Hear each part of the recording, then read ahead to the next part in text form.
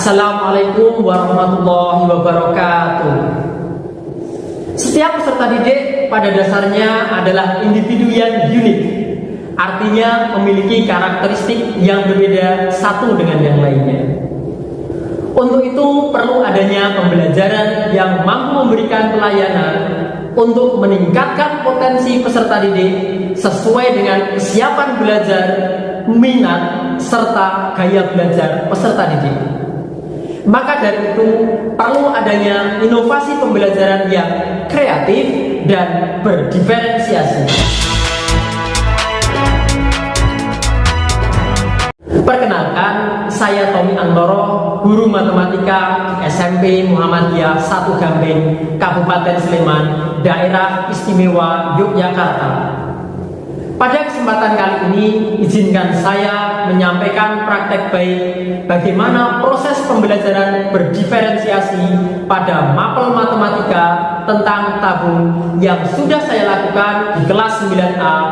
Mendengar kata tabung sebenarnya sudah bukan hal yang asing bagi peserta didik. Karena banyak dijumpai benda-benda berbentuk tabung di sekitar mereka. Namun masih banyak peserta didik yang terkadang keliru dalam hal perhitungan terkait luas maupun volume tabung. Pembelajaran berdiferensiasi dengan MPI Bank Sibung peserta didik nyambung. Bagaimanakah itu? Pembelajaran ini memanfaatkan kuisis, sumber belajar terbuka, dan tentunya MPI Bank Sibung, multimedia, pembelajaran interaktif, bangun ruang, sisi lengkung, tabung. Pada tahap awal sebelum memulai kegiatan pembelajaran, saya lakukan penelusuran profil belajar peserta didik sebagai salah satu dasar pembelajaran berdiferensiasi. Saya berkolaborasi dengan beberapa rekan guru, yakni melalui wawancara dengan guru bimbingan konseling serta teman sejawat yang notabene merupakan guru matematika di tingkat sebelumnya. Guna memperoleh informasi berkaitan dengan latar belakang peserta didik serta gaya belajar peserta didik. Selanjutnya, untuk menguatkan hal ini, peserta didik juga saya minta untuk mengisi angket gaya belajar melalui Google Form. Kegiatan tersebut merupakan asesmen diagnostik non-kognitif untuk mengetahui pemetaan kebutuhan belajar peserta didik. Dari hasil asesmen diagnostik non-kognitif ini diperoleh data ada 12 anak bergaya belajar visual, 5 anak bergaya belajar auditori, dan 8 anak bergaya belajar kinestetik.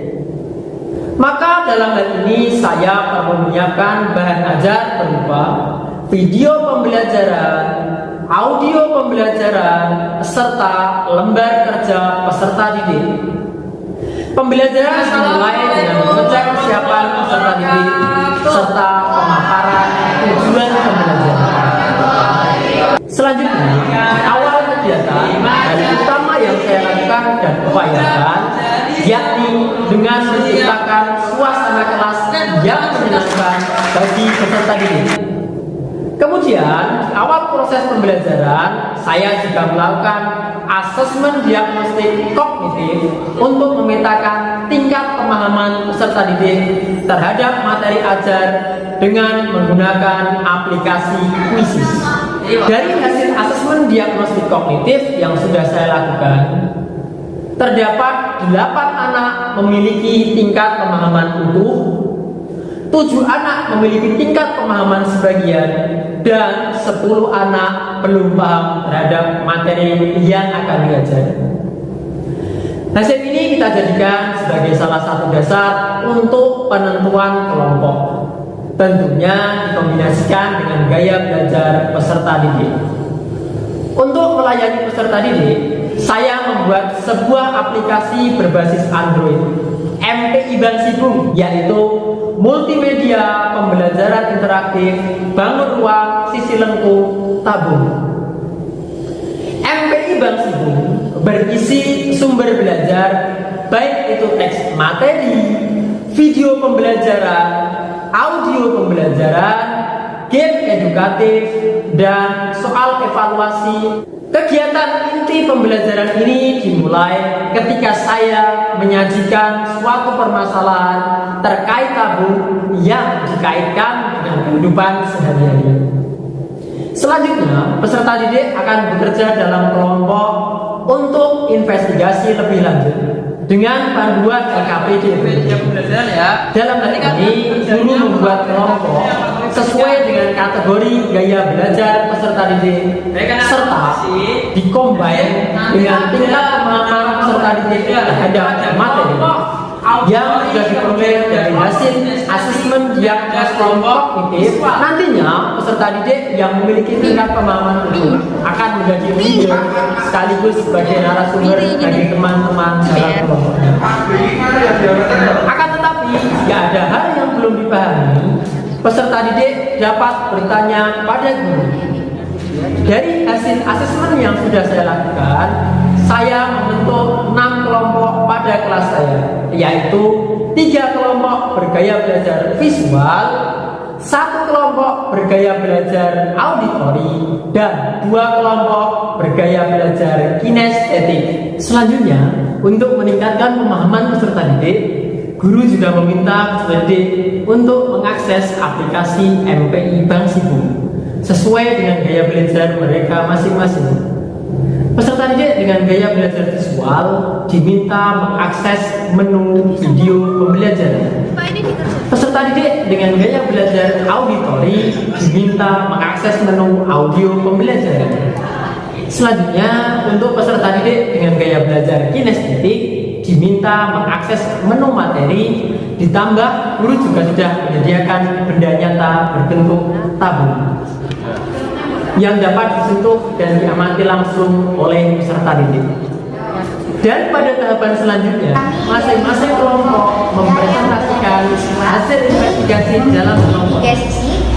Setelah kegiatan dalam kelompok selesai, guru melakukan asesmen formatif dengan rentang waktu yang sudah ditentukan, yakni meminta peserta didik mengerjakan soal evaluasi yang terdapat dalam aplikasi MPI Bang Sibung. Pada kegiatan penutup, guru dan peserta didik menyimpulkan pembelajaran hari ini, serta melakukan refleksi pembelajaran melalui aplikasi Mentimeter.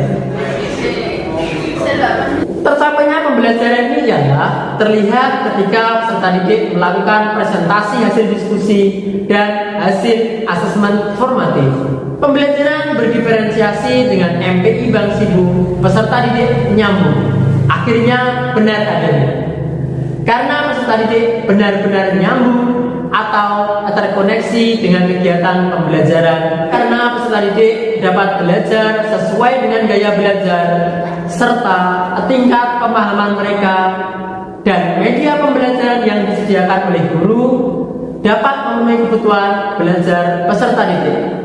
Lantas, apa kata mereka terkait praktik baik yang sudah saya lakukan? Berikut tanggapannya. Assalamualaikum warahmatullahi wabarakatuh. Perkenalkan, saya Alfianus Libriastono, guru SMP Muhammadiyah 1 Gamping. Saya sangat mengapresiasi praktek baik yang dilakukan oleh Pak Tommy Antoro terkait dengan pembelajaran berdiferensiasi yang terbukti mampu mengakomodir berbagai macam karakter peserta didik dalam suatu kelas. Ini dapat menjadi virus baik yang dapat menulari kami. Assalamualaikum warahmatullahi wabarakatuh. Saya Atta Mulia Cahya Zafira, siswa kelas 9A SMP Muhammadiyah 1 Gamping. Saya sangat senang mengikuti pembelajaran matematika dengan aplikasi MPI Bang Sibung.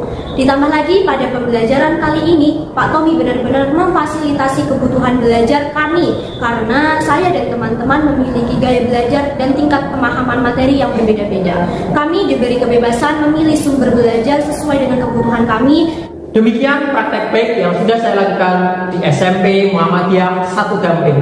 Doakan kami untuk selalu berproses serta melakukan yang terbaik untuk kegiatan pembelajaran selanjutnya. Terima kasih. Salam inovatif. Wassalamualaikum warahmatullahi wabarakatuh.